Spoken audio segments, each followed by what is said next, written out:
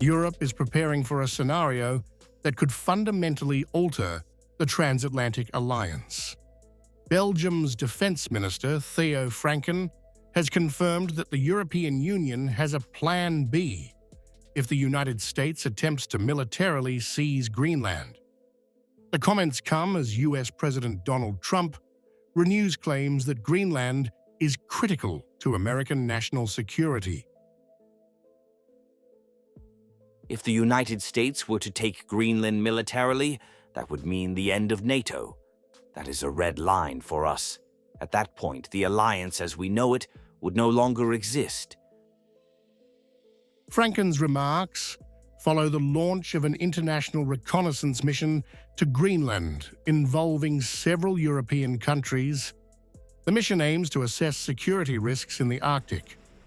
Francken says Europe wants to calm Washington and prevent unilateral action.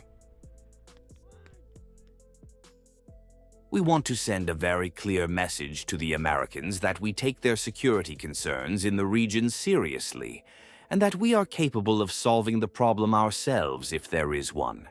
Ideally, this should become a NATO operation.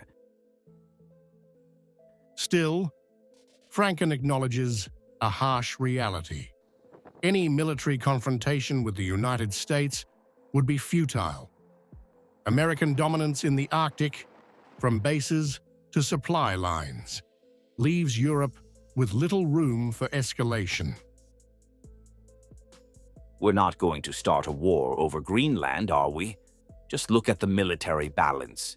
The American superiority, especially in that region, is simply overwhelming. Francken has refused to spell out what the EU's contingency plan involves, saying such matters are never discussed openly. But he confirms preparations are being made in case NATO fractures. There's always a plan B. You never talk about it too much. But of course, there are always scenarios where cooperation must continue in a different form.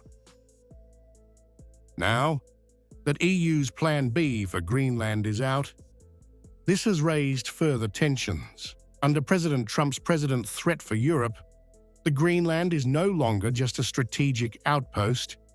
It may be the fault line that decides NATO's future.